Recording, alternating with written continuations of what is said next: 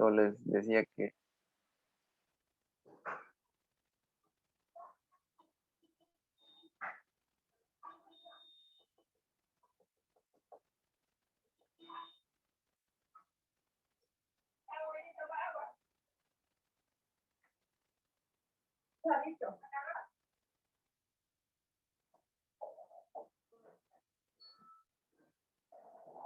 hola, Esme, ya puedes empezar.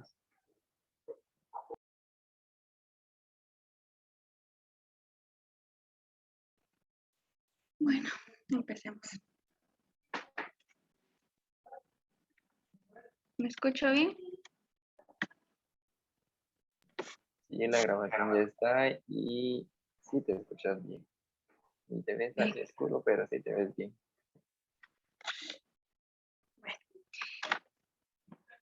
Buenos días. Como grupo nos tocó exponer acerca del manejo de bosques artificiales. Y para dar inicio con la exposición vamos a introducirnos con el tema plantación forestal o bosque forestal.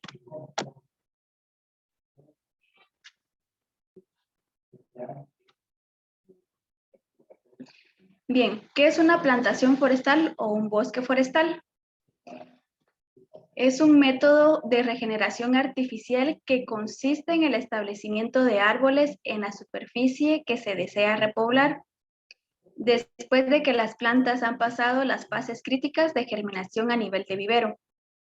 Es el cultivo de los árboles forestales o rodal creado artificialmente, ya sea por siembra directa o plantación.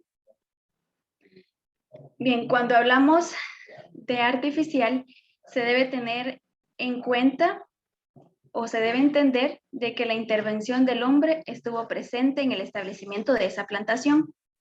Y como bien mencionaba, la plantación es el establecimiento de una cubierta arbórea en un área determinada, a través de la cual pues se asegura la sobrevivencia de una densidad mínima de plantas por hectáreas, que en definitiva debe dar origen a un bosque.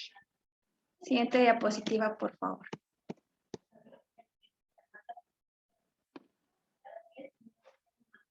Sistemas silviculturales en plantaciones forestales.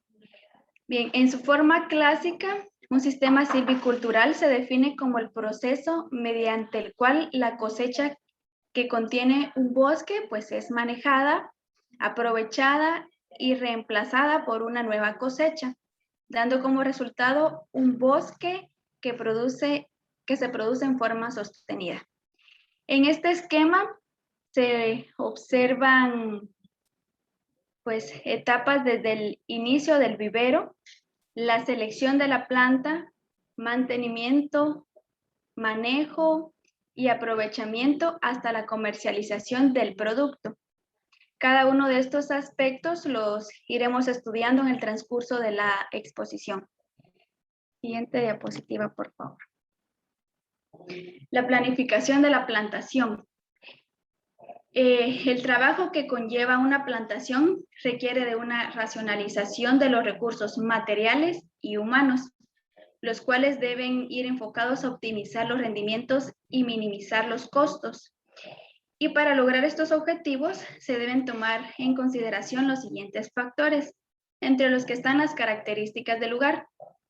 Al llevar a cabo una plantación en determinado lugar, es importante considerar el acceso, las vías de comunicación, a qué distancia pues se encuentran estas, como también la topografía del terreno. Este factor es importante tomarlo en cuenta, ya que en base a la topografía del área se elige la técnica a utilizar para la plantación. También es indispensable conocer las condiciones del suelo, tales como pendiente, pedregosidad, capacidad de drenaje, la zona de vida, vegetación existente y los usos anteriores del suelo y su potenciabilidad en producción de madera. Otro factor es los recursos humanos. El recurso humano está ligado directamente con la mano de obra requerida para el establecimiento de la plantación. También se encuentran los recursos materiales. En esto se considera la disponibilidad de herramientas y equipos que serán necesarios para el desarrollo de la actividad, como también se toma en cuenta el material vegetal, plantas y todo el resto de los insumos necesarios. Financiamiento. Bien, el financiamiento dependerá de la magnitud del proyecto, porque la actividad de reforestación en su etapa de implementación pues requiere de suficientes recursos para lograr los objetivos. El productor por lo general obtiene financiamiento por vías de bancos locales o por sus propios recursos. El punto aquí es que el productor debe contar con los fondos necesarios en el momento preciso de la actividad de plantación. Siguiente diapositiva. La selección del sitio. Como la silvicultura es parte de las ciencias biológicas, que trata del establecimiento, desarrollo, mejoramiento y renovación de los rodales de árboles forestales, por ello es importante considerar todos los factores bióticos y abióticos a través de un estudio del suelo y también de su entorno, para lograr una óptima relación tanto del suelo planta como también del suelo ambiente. Y como resultado, pues obtener altos rendimientos en la producción forestal sostenible. El primer factor a tomar en cuenta al realizar una plantación es el suelo. Hay que tomar en cuenta los requerimientos del árbol en cuanto a la fertilidad y profundidad. Muchas veces las condiciones del suelo pueden mejorarse por el trabajo en el suelo y la fertilización. Las propiedades físicas y químicas del suelo deben evaluarse para no plantar árboles en sitios no aptos para tal fin. Con respecto a la humedad, algunas especies son bastante resistentes a la sequía, pero otras no soportan que el suelo se seque. Entonces es importante considerar la zona de vida para ubicar las especies según su requerimiento.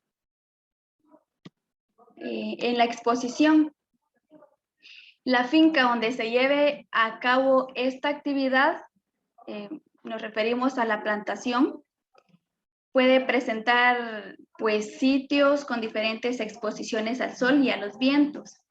Y algunos árboles se desarrollan bien en pleno sol y a pleno viento, mientras que otros requieren sombra parcial o protección de la brisa. Entonces es muy importante tomar en cuenta este aspecto. En la selección de especies, el establecimiento de plantas representa una fuerte inversión de recursos que podrían perderse en parte si después de algún tiempo se descubre que el sitio y la especie tienen serias desventajas para su adaptabilidad y su producción futura. Por ejemplo, si nos topamos con especies exigentes en suelo, especialmente en fertilidad, profundidad, pH y pendiente, pues es fundamental que exista una combinación de estos aspectos. O si se trata de especies exóticas exigentes con la zona de vida, precipitación, producción y manejo, evidentemente pues deben ser profundamente considerados estos aspectos. Lo que es preciso es entender que la producción forestal depende en gran medida de la especie y del sitio, así como también depende de los cuidados silviculturales en la época y el momento, considerando la biología de la especie. Regularmente, la tendencia de los productores siempre está enmarcada por el valor de la madera en el mercado, pero muchas veces los productores olvidan los factores descritos, los que anteriormente mencioné. Y por lo general, las maderas de mayor cotización en el mercado logran sus mejores producciones en suelos fértiles, profundos y de pH más o menos neutros, por lo que la madera valiosa siempre estará asociada a sitios de buena calidad. En definitiva, la mejor especie siempre será aquella que crece en sitios adecuados. Por el contrario, La especie que no desarrolla puede ser por encontrarse en las condiciones no adecuadas. Siguiente diapositiva, por favor. Los métodos de producción de plantas. Estos métodos, pues, los encontramos en 4 tipos diferentes. Y después de evaluar las condiciones del sitio y de seleccionar las especies, hay que determinar el tipo de producción de las plantas. Y para esto, pues, nos topamos con que en el mercado ofrecen las siguientes formas. La primera de ellas es a través de bolsas. Este método es ampliamente conocido y es muy aceptado entre los reforestadores por su fácil manejo y porque el material es disponible a nivel nacional. También a través de este método se pueden adicionar enmiendas para la calidad del sustrato. Pero dentro de sus limitantes está que las plántulas pueden sufrir problemas de deformación de la raíz, sobre todo si se excede el tiempo recomendable de permanencia en el vivero. Los contenedores o envases. Este método usa poca mano de obra y de sustrato, y las plántulas pues son fácilmente transportadas. A través de esta técnica también se logra controlar el desarrollo del sistema radicular de las plántulas, ya que permite la poda de las raíces. Dentro de sus limitaciones está el costo inicial de adquisición, ya que es bastante alto, y también pues que requiere de personal calificado y de experiencia. La pseudoestaca. Esta es una de las ventajas que tiene la pseudoestaca, es que es de un valor bastante económico. Dentro de sus limitaciones está que requiere una plantación rápida. Después de preparadas las estacas, pues se debe ir al proceso de la siembra.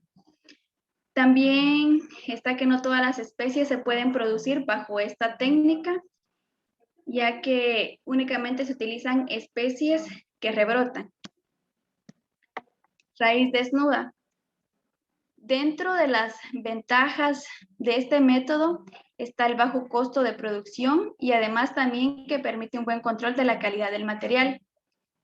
Además, las plántulas pueden permanecer más tiempo en el vivero, pero entre sus limitaciones está que requieren varias podas de raíces y algunas veces de las hojas. Aparte que exige un buen suelo y es exclusivo para ciertas especies y sitios. Siguiente diapositiva, por favor. El distanciamiento. Uno de los principales objetivos del silvicultor es dirigir la producción de la plantación de tal manera que sea aprovechada al máximo la capacidad del sitio y que por otro lado los árboles tengan condiciones de alcanzar las dimensiones deseadas. En campo se nos pueden presentar 2 situaciones diferentes. La primera de ellas es que si la densidad de la plantación es muy baja, los árboles no aprovechan todos los nutrientes, tampoco el agua, la luz disponible en aquel sitio y por lo tanto la plantación no produce al máximo posible. Y lo segundo es que si la densidad de la plantación es muy alta, los nutrientes, agua y luz a disposición de los árboles no son suficientes para un buen desarrollo de los mismos, por lo que es muy importante tomar en cuenta el distanciamiento de las plantas al momento de sembrar. En la imagen de la izquierda se presenta una plantación de eucalipto citridiora, conocido popularmente como eucalipto limón. Esta plantación tiene 3 años de establecida, pero tiene un distanciamiento de 1 metro por 1 metro. Por el contrario, en la imagen de la derecha encontramos también una plantación de eucalipto limón con 3 años de establecida, pero con un distanciamiento de 3 metros por 3 metros. En función de lo que mencioné anteriormente, En la parte de abajo, pues se presenta una tabla con ejemplos de diferentes distanciamientos ubicados con respecto al objetivo. Sin embargo, para cada sitio y proyecto, los objetivos deben plasmarse lo más realistas posibles. Como vemos en el ejemplo de esa tabla, para la producción de maderas para acerrio, el distanciamiento debe ser de 3 por 3 metros. Para postes y leña, el distanciamiento debe ser de 2 por 2 metros. Y para la producción de pulpa para papel, el distanciamiento debe ser de 1 metro por 1 metro. Siguiente diapositiva, por favor. Bien, en la preparación del sitio encontramos 3 actividades muy importantes. Y pues bueno, la producción de los terrenos forestales se define en gran parte por la calidad del sitio, que se estima mediante la máxima cosecha de manera que el bosque produzca en un tiempo determinado. Las condiciones del terreno pueden ser favorables o desfavorables según sean las posibilidades de ser un hábitat adecuado para el éxito de la plantación. La función del silvicultor o productor es proporcionarle a las plantas deseables una cierta ventaja temporal en relación al ambiente en que se desarrollan, por lo que la preparación del terreno implica la limpia manual, la limpia mecánica y el arado. La limpieza manual se aplica cuando la topografía del terreno es quebrada y la vegetación está formada por arbustos y gramíneas. Aunque este tipo de limpia es aplicable a cualquier sitio porque es realizada por la fuerza humana con herramientas manuales, como lo puede ser un machete, por ejemplo. En la limpia mecánica, este tipo de limpia requiere de maquinaria como por ejemplo el tractor de orugas, perdón, para el desmonte de la vegetación leñosa y el traslado de la misma en sitios determinados. Lógicamente, esta operación está íntimamente ligada a las condiciones de topografía del sitio. Tanto la limpia manual como la limpia mecánica son 2 formas presentadas comúnmente dentro del sector forestal del país. No obstante, ambas son efectivas según el tipo de vegetación y el suelo. Siguiente diapositiva, por favor. Perdón. Regresar a la diapositiva. El arado. Se me estaba pasando. El arado es un sistema de preparación mecánica del suelo que consiste en la roturación superficial del suelo. Esta preparación del suelo es recomendable cuando el mismo es de consistencia dura. Esta actividad ayuda a modificar la parte física del suelo, como su textura y su estructura.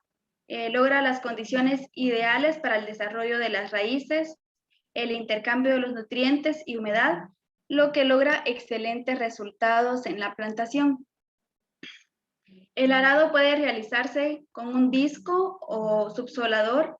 Ambos permiten profundidades de hasta 30 o 50 centímetros y es importante saber que esta actividad es aplicable en sitios con pendientes moderadas del 3 al 10% de pendientes. Ahora sí, siguiente diapositiva, por favor.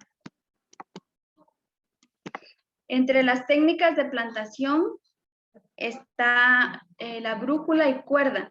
Esta técnica es apta para terrenos planos y despejados.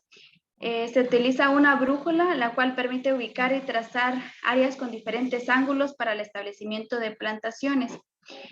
Por ejemplo, se utiliza un ángulo de 90 grados para obtener distribuciones simétricas en plantaciones dentro del sitio. Lo usual o lo común en el establecimiento de la plantación para esta técnica es el trazado de la línea guía o la línea madre a escuadra, usando el ángulo de 90 grados que le permite de ahí seguir en orden y con el mismo ángulo todas las otras líneas. En el marco cuadrado y rectangular. Bien, el marco cuadrado En el marco cuadrado, los árboles están dispuestos a distancias iguales entre líneas y árboles. Y en el marco rectangular, las distancias entre líneas es mayor que la distancia entre los árboles. En la siembra al tresbolillo, estas se utilizan especialmente para árboles de copa ancha como frutales y cercas rompevientos. En este sistema de plantación, cada 3 árboles forman un triángulo equilátero, como se muestra en la imagen, lo que permite que cada planta pueda tener las horas de luz requeridas para su óptimo crecimiento y no se tapen unas con otras. Siguiente diapositiva. Continuamos con las técnicas de plantación.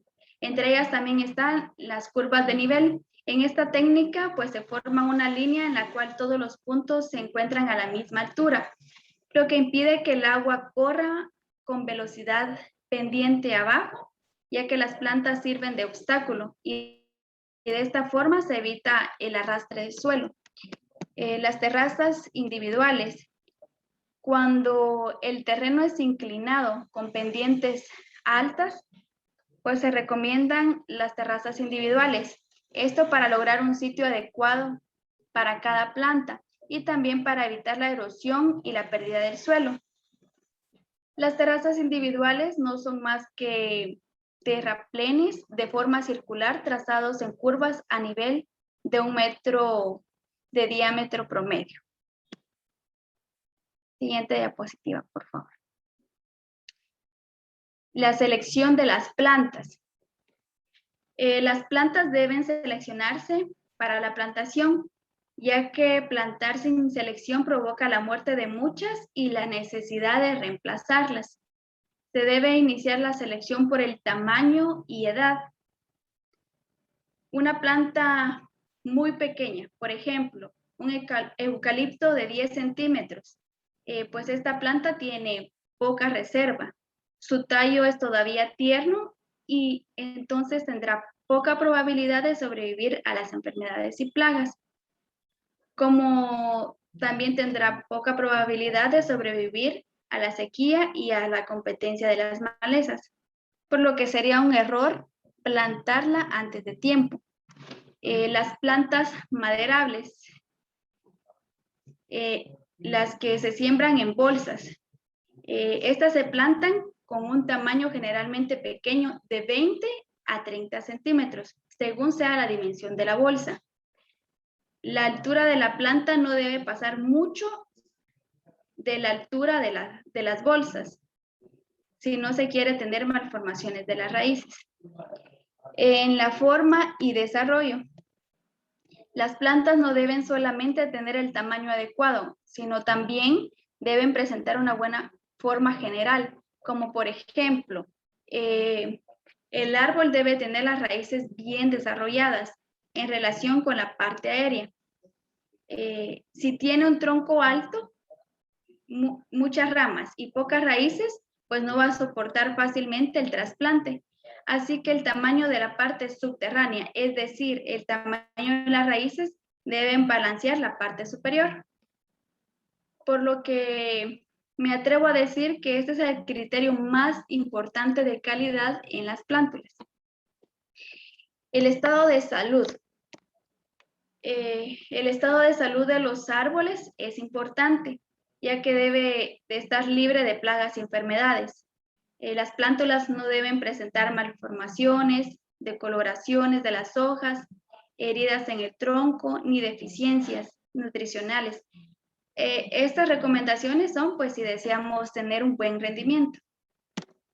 Efecto de fertilización. Este paso es de suma importancia, ya que el haber proporcionado los nutrientes esenciales en la fase inicial de las plantas, pues trae consigo ventajas sobresalientes, ya que este proceso pues acelera el crecimiento de la planta y esto la coloca en ventaja sobre las malezas. Siguiente diapositiva. Los cuidados post-plantación. En toda actividad forestal, tanto el técnico como el propietario del lugar, pues deben realizar monitoreos frecuentes más aún cuando se termina la operación de establecimiento de plantaciones, que en su primer periodo es de fase crítica en lo concerniente al ataque de arrieras y la invasión de animales cuadrúpedos, por lo que es necesario realizar actividades con la plantación aún después del trasplante, como lo es el riego. Las plantaciones solamente pueden arraigar en el suelo si tienen suficiente humedad, por lo que es necesario regar periódicamente durante la primera etapa de crecimiento para poder, pues, lograr tener una tasa satisfactoria de supervivencia.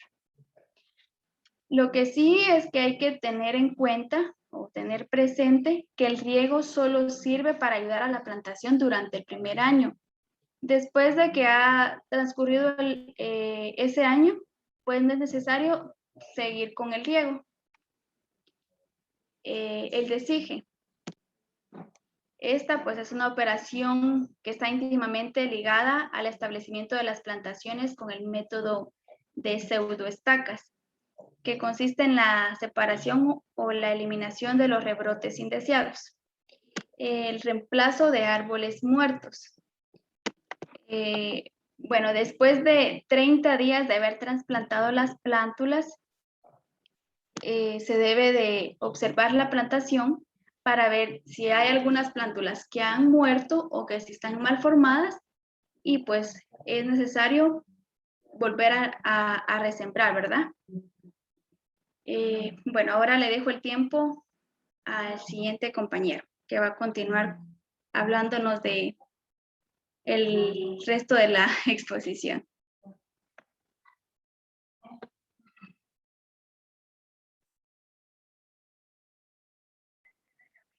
Buenos días, compañeros. Yo les voy a hablar acerca del mantenimiento y la protección de bosques forestales. Para ello vamos a empezar a hablar un poco acerca del raleo. La siguiente diapositiva, por favor. No, el raleo. No, Ingrid, me toca.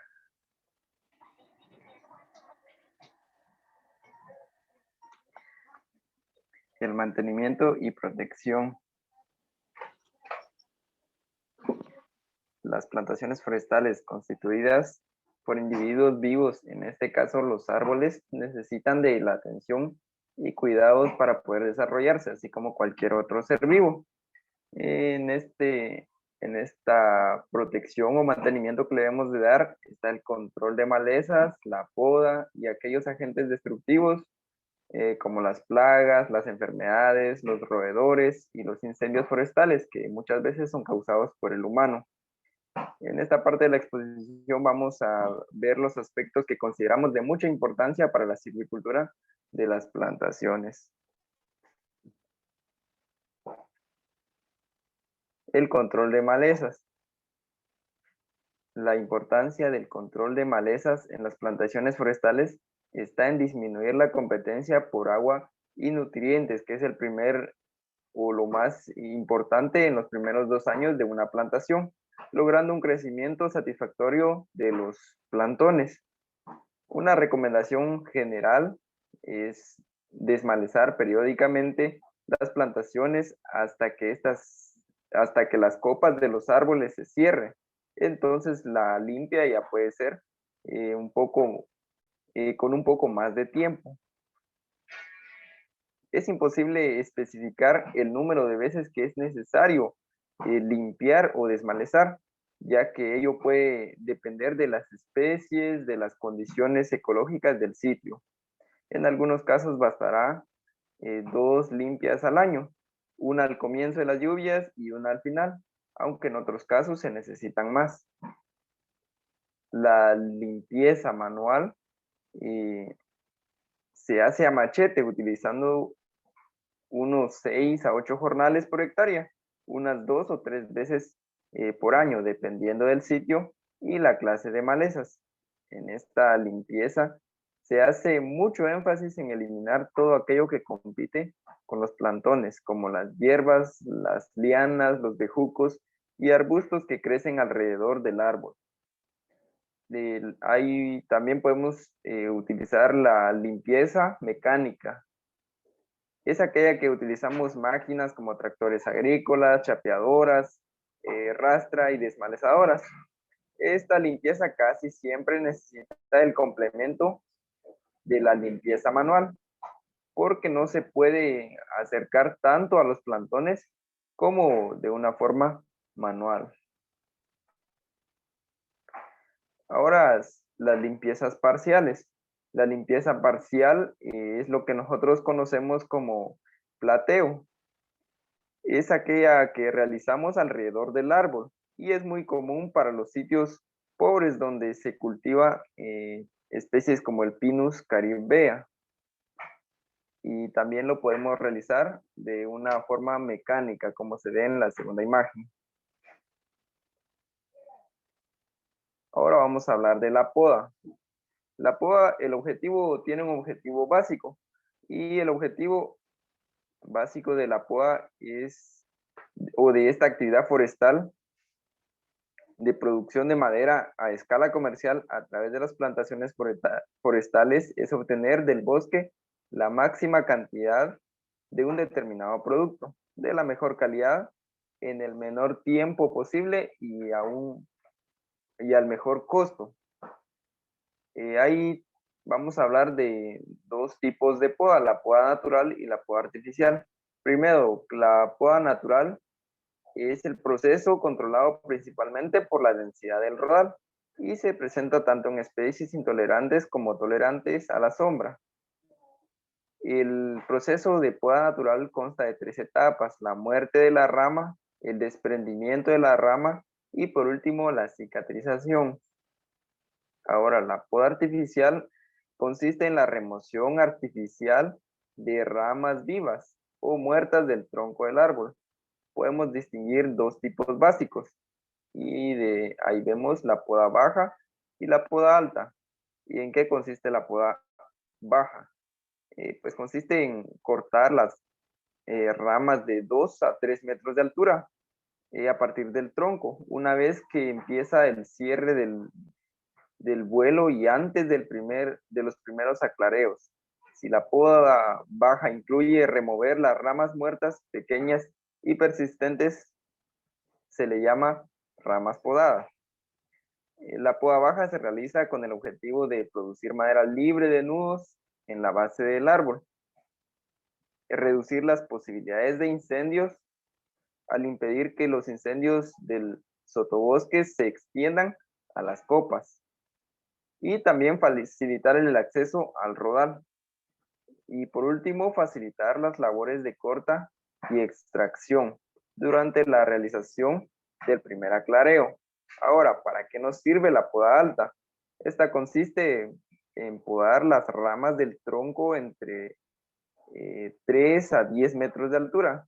Y este tipo de poda solo se justifica si se desea producir una mayor cantidad de madera libre de nudos. Un forestal debe ver a una poda alta y a un programa de podas en general como una inversión para mejorar la calidad de la madera producida. ¿En qué época se recomienda o varias personas, varios estudiosos recomiendan podar? Y la época más acertada o para ejecutar la poda es al final de la época seca, por las siguientes razones. La primera es porque el corte se seca rápidamente y de este modo se reduce el riesgo de una infección por hongos o insectos. La segunda es que las heridas se cicatrizan rápidamente. Y la tercera es que la poda resulta más fácil cuando las ramas tienen menos follaje. Con estas especies que son caducifolias o que pierden su follaje en verano, la poda resulta más fácil porque las ramas tienen, por supuesto, menos follaje. Ahora, las técnicas para realizar los cortes al podar. En la imagen del lado derecho vemos una rama podada de forma correcta y del lado izquierdo una podada de forma incorrecta. La forma en que se realiza El corte de las ramas es fundamental para el éxito de una poda. De ello depende el tiempo necesario para que el árbol cicatrice la herida causada por el corte, la rápida producción de madera limpia de nudos y la sanidad futura del árbol. El corte debe quedar limpio y liso, sin dejar pedúnculo, como se ve en la imagen del lado izquierdo, que ahí tiene un pedúnculo o una astilla mal cortada. No deben dejarse ni heridas a la corteza del árbol. Aunque el corte debe ser pegado al tronco, hay que cuidar de no dañar los tejidos en los alrededores de la base de la rama.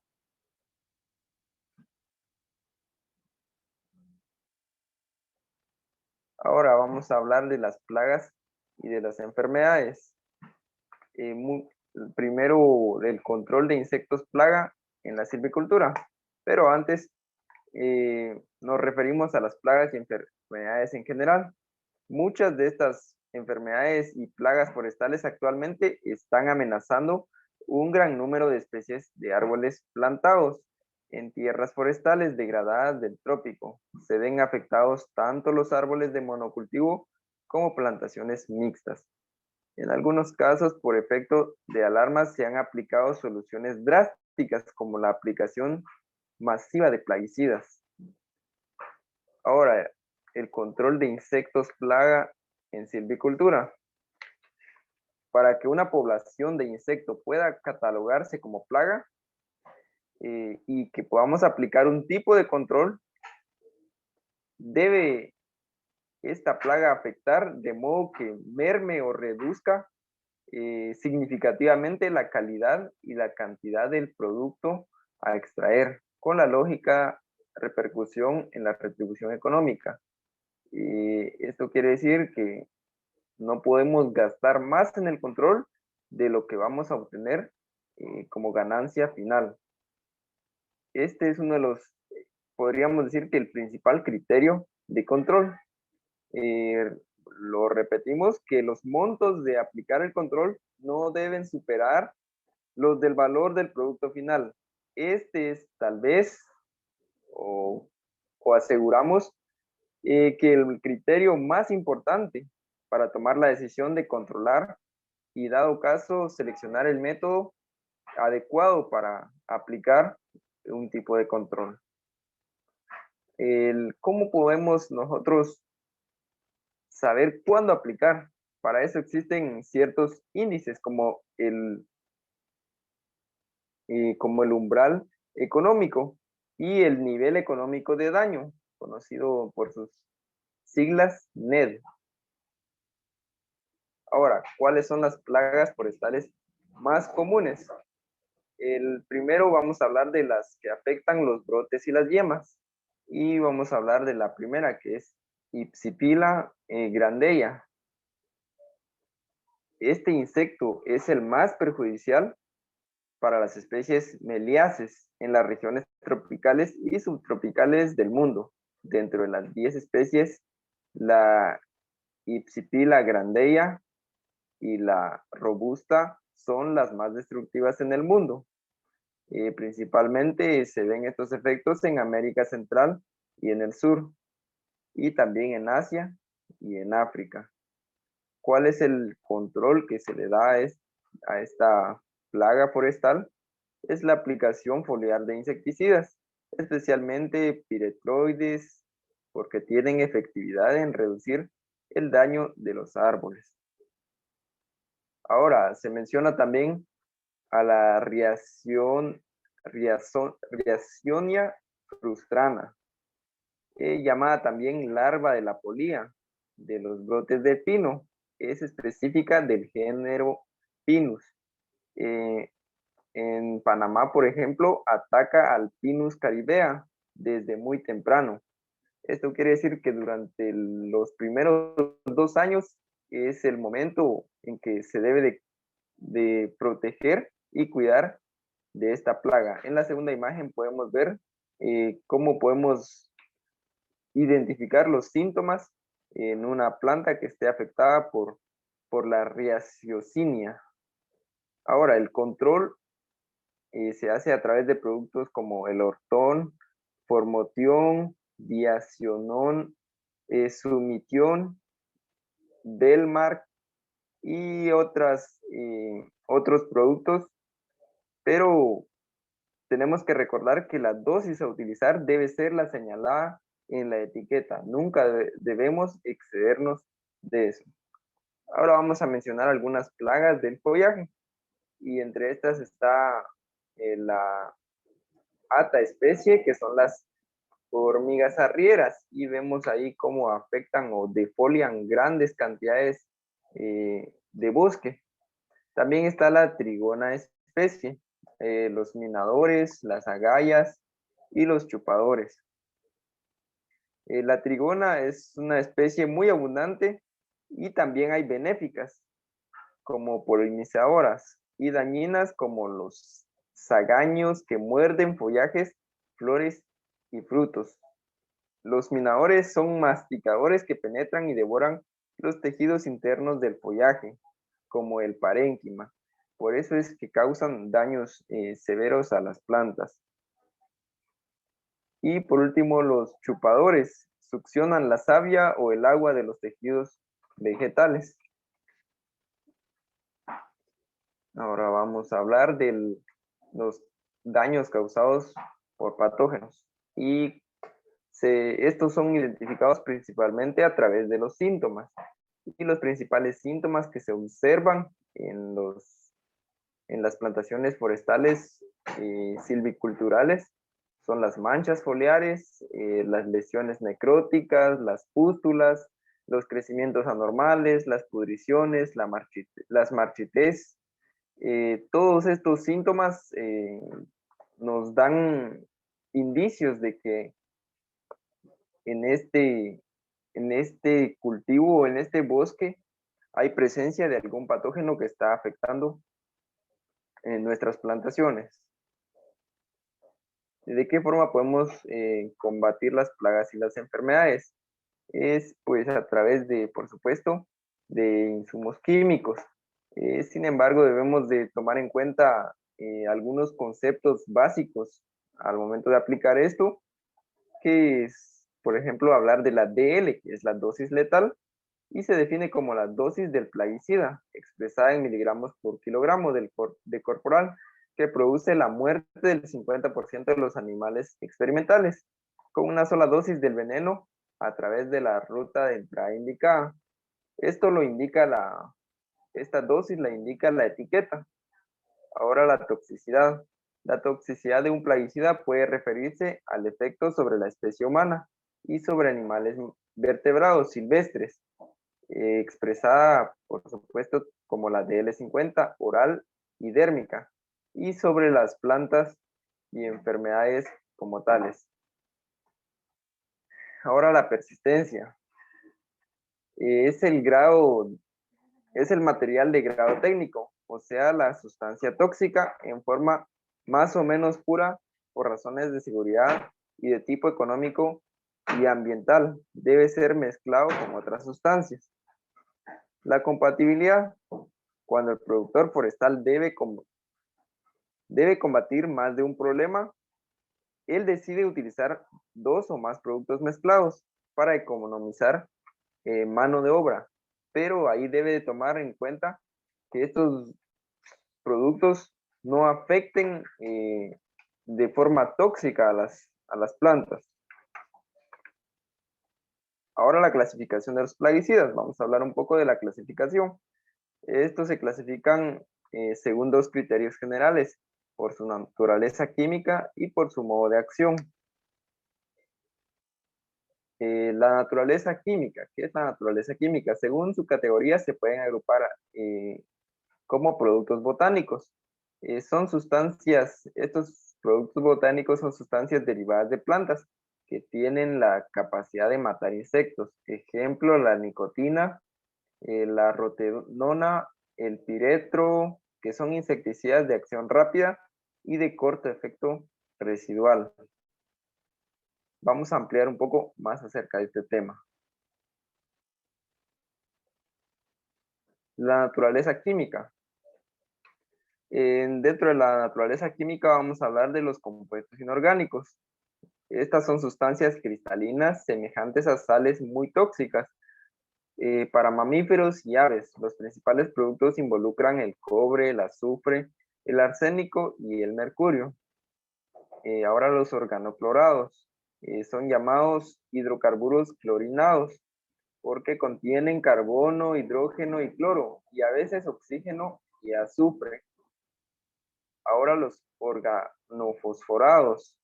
Estos son compuestos que contienen fósforo, de ahí su nombre. Son los más tóxicos para animales vertebrados porque inhiben la enzima colinesterasa en las terminaciones nerviosas. Y por último, los carbamatos, que son compuestos derivados del ácido carbámico, como su nombre lo indica, y muy parecidos en su modo de acción a los organofosforados. Ahora, según el modo de acción, hay tres tipos o tres formas en que actúan los insecticidas o plaguicidas en general. Actúan de forma de contacto. Al contacto, esto quiere decir que actúan al penetrar la piel del insecto, ya sea en forma directa y rápida o al contacto de las patas o pseudopatas, con una superficie bien rociada. Ahora los plaguicidas estomacales. Estos insecticidas deben ser ingeridos como el alimento, y llegar hasta el intestino medio o estómago. Esto quiere decir que esto afecta principalmente a los insectos que que son chupadores o succionadores. Por último, los plaguicidas fumigantes. Estos productos actúan en su fase gaseosa y deben emplearse en espacios cerrados como áreas cubiertas con toldo, cámaras herméticas y silos. Ahora vamos a hablar de la protección de las plantaciones contra los incendios forestales. Habíamos mencionado casi al principio de esta parte de la exposición que los incendios forestales en muchas ocasiones o su mayoría son causados por el mismo ser humano, que es el principal agente destructor, y junto con el fuego, que ha destruido en muchos países, estos incendios han destruido más madera de la que el hombre utiliza. Ahora, ¿cuáles son una de las causas? Entre el 80 y el 95% de los incendios son causados por el hombre. Las principales causas son fumadores de cigarrillos, quema de campo para cultivos agrícolas, y eso es muy normal en nuestra región, la quema de pastos, fogatas, y un pequeño porcentaje es causado por relámpagos, que es por la misma naturaleza. Ahora, ¿cuáles son las medidas de prevención? Los incendios forestales pueden ser prevenidos mediante la educación al público, el cumplimiento de la ley forestal, mediante la reducción del riesgo de incendios. El grado de peligro de un incendio depende de varios factores, tales como las condiciones atmosféricas o climáticas, la clase de combustible presente en el bosque, su contenido de humedad, su volumen y la velocidad del viento. Ahora vamos a hablar de los tipos de incendios forestales. El primero es el incendio subterráneo. Este incendio o este tipo de fuego es el que se propaga donde la capa de materia orgánica es gruesa y el fuego camina debajo de la superficie. El segundo es el incendio superficial. Este fuego se propaga rápidamente por toda la superficie de la plantación. Este puede causar la muerte de la regeneración y de la plantación pequeña, sin que el fuego prenda a árboles altos. Y por último, el incendio de copa o aéreo. Este avanza de copa a copa y a medida que se desprenden ramas se van formando incendios rastreros y de subsuelo. Por último, ¿cómo podemos controlar estos incendios en caso ocurra alguno? El principio básico del control de los incendios forestales está basado en romper el triángulo del fuego, que es el que observamos en la imagen en pantalla, eliminando calor por medio del agua, eliminando el oxígeno, lanzando tierra al fuego y eliminando o separando a los combustibles por medio de cortafuegos. Ahora vamos a dejar a la siguiente compañera que nos va a hablar del manejo de plantaciones.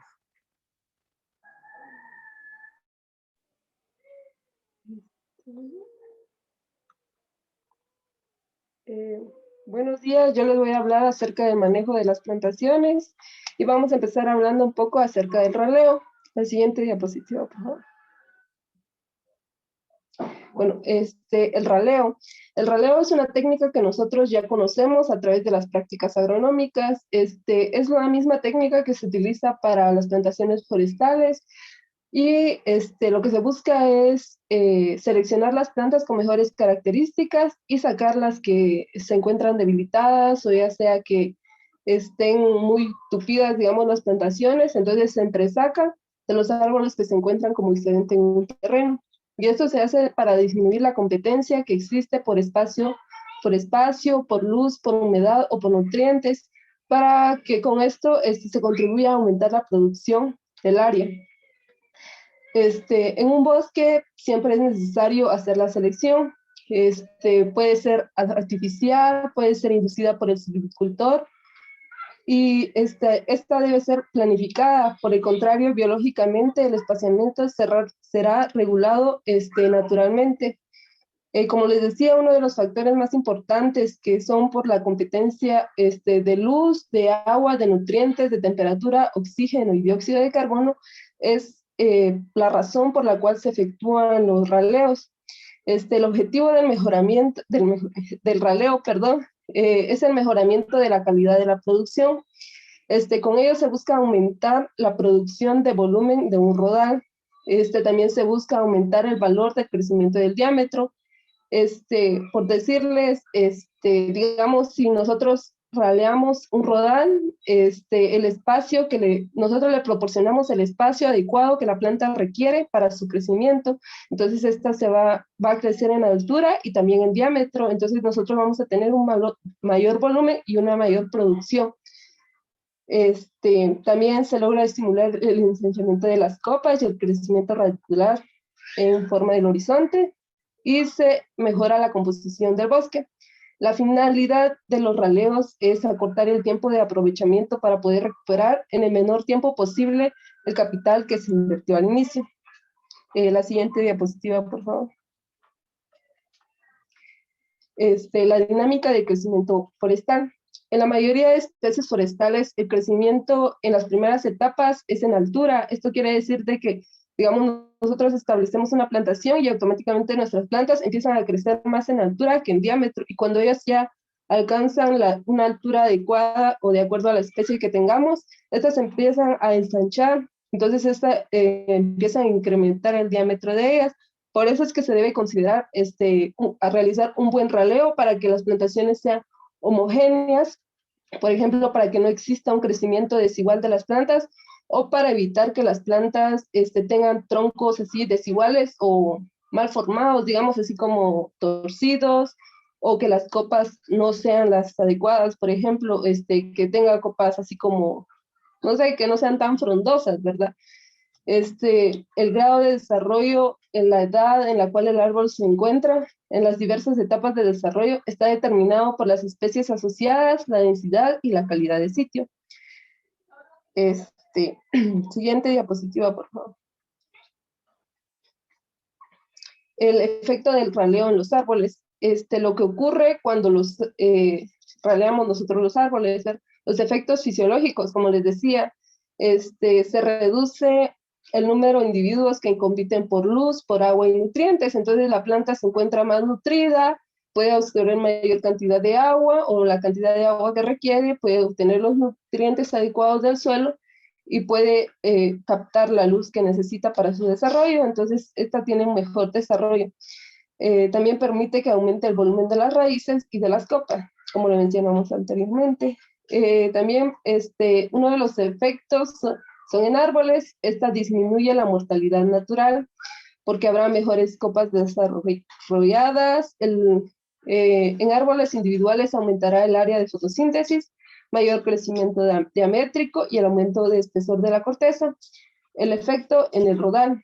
Se estimula el crecimiento diamétrico de los árboles, se reduce la mortalidad natural, y esto resulta en que el rodal con pocos árboles de grandes dimensiones, con un gran número de pequeña talla. La siguiente diapositiva, por favor.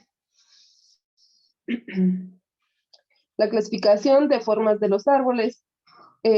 Bueno, aquí nosotros vamos a ver 3 tipos de árboles: los dominantes, los codominantes y los recesivos. Los árboles dominantes son los que tienen mayor altura, o sea, los que dominan sobre sobre todos los árboles. Los codominantes son los árboles intermedios, y mientras que los recesivos son los más pequeños o los superiores. Aquí nosotros vamos a ver, vemos la gráfica de los tipos de formas de árboles, y están los árboles dominantes sin defecto de tronco, pero con defecto de copa. Aquí nosotros vemos que los árboles que tenemos ahí son, bueno, están en la orientación vertical los troncos, pero las copas se encuentran así como que mal formadas. Esto se pudo haber dado debido a que habían otros árboles a la par, entonces no permitió que la copa se ensanchara de la forma que nosotros quisiéramos. La siguiente es árboles dominantes con defecto de tronco. Aquí vemos que los troncos pues son los que están torcidos, ¿verdad? A veces pasa esto porque la planta va buscando luz, y entonces cuando estaba buscando la orientación de luz, entonces estaba siguiendo las curvas, digamos, porque tenían a la par otro árbol o así, entonces se malforma nuestro árbol. El siguiente es árbol recesivo sin defecto de tronco ni copa. Aquí tenemos nosotros 3 arbolitos pequeños, y estos se encuentran verticalmente bien, y también tenemos una buena copa. Sin embargo, estos son individuos demasiado pequeños, que no absorbieron la suficiente energía o la suficiente energía, los suficientes nutrientes para poder desarrollarse bien, debido a que también vemos del lado árboles dominantes que absorbieron la mayor parte de energía y no permitieron el ingreso de ella a las plantas recesivas. Aquí en la parte de abajo vemos árboles recesivos con defecto de tronco o copa dañada por una enfermedad, insecto o muerte. Aquí nosotros vemos que los troncos de nuestros árboles recesivos están mal formados, y que nuestra copa también está mala, ¿verdad? Entonces nosotros no podemos realizar un buen aprovechamiento de ellas, porque va a ser madera mal pagada, porque no vamos a obtener troncos rectos, digamos, y tampoco van a tener buenas dimensiones, y así, ¿verdad? Y también están los árboles codominantes sin defecto de tronco ni copa, que son árboles, como decíamos al principio, intermedios, que se desarrollan bien y que tienen un buen fuste. Y por último hablaremos de los árboles dominantes sin defecto de copa, de tronco, perdón, ni de copa. Esos son árboles que fueron bien raleados, perdón, y crecieron verticalmente bien, obtenieron los buenos nutrientes, la mayor cantidad de luz posible, y esto permitió que se desarrollaran bien. Y entonces nosotros aquí tenemos un buen desarrollo vertical, así como un buen desarrollo de copa. Siguiente diapositiva, por favor. Los métodos cualitativos versus los cuantitativos para planificar raleos. El aspecto cualitativo especifica una clase de árboles según la composición de copa, forma de fuste, deben dejarse en la masa forestal. Son aspectos que nosotros podemos observar a simple vista y que no requieren un conteo o de ello, ¿verdad? Mientras que el método cuantitativo sí, es un aspecto que sí considera los números, y consiste en la especificación de los números de los árboles que deben quedarse en las diferentes etapas de desarrollo de la masa forestal en el rodal según la especie y la calidad del sitio. Siguiente diapositiva. los métodos de raleo. Aquí vamos a hablar un poco acerca de del raleo por bajo. El raleo por bajo es, como se observa en la imagen, es el corte de los árboles que se encuentran debajo de los dominantes, o sea, ya sea codominantes y recesivos. Estos se cortan, digamos, se corta esa parte inferior, y esta se caracteriza por el aprovechamiento de árboles suprimidos, de clases diamétricas inferiores. Se aplica este raleo a árboles defectuosos y enfermos, ya como les decía, a los dominantes y los recesivos, y los codominantes. Una ventaja de esto es que es fácil de aplicar y que no requiere de mucha capacitación del personal, y que esto también viene y estimula el crecimiento de los árboles más grandes, o sea, los dominantes, y esto aumenta el diámetro del rodal, por lo que nosotros obtenemos un mayor volumen de árbol. La desventaja es de que cuando nosotros ralamos este tipo de árboles, digamos, o cuando aplicamos este tipo de raleo, los árboles pequeños en el mercado no tienen, o sea, es muy limitado el comercio de estos árboles, y además porque algunos de ellos son defectuosos, ¿verdad? Ahora el raleo por alto. Este se efectúa para aprovechar comercialmente las clases diamétricas superiores. Estas tienen la ventaja de que produce buenas ganancias, porque los productos son buenos en dimensiones, buenos en altura, entonces nosotros obtenemos un mayor producto, un mayor volumen de producción, y entonces cuando lo llevamos al mercado obtenemos buenos ingresos. La desventaja es de que para este tipo de raleo nosotros necesitamos una buena experiencia, porque si nosotros pues talamos los árboles que no se debieran, podríamos llegar a tener incluso pérdidas de ellos. En la siguiente diapositiva, el raleo de selección. En este tipo de raleo se remueven los árboles de las clases dominantes, codominantes e intermedios del rodal para estimular el crecimiento de las clases diamétricas inferiores. La ventaja de esto es de que el método es sencillo y fácil, entonces no necesita como de gran experiencia para poder aplicarlo.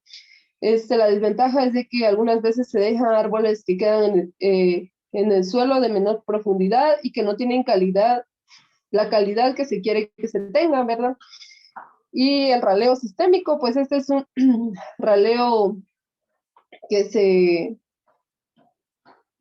se hace en algunas especies, en donde se va dejando así como una línea, digamos, por ejemplo, nosotros tenemos nuestra plantación, nuestra siembra la hicimos así como al cuadrado, ¿verdad?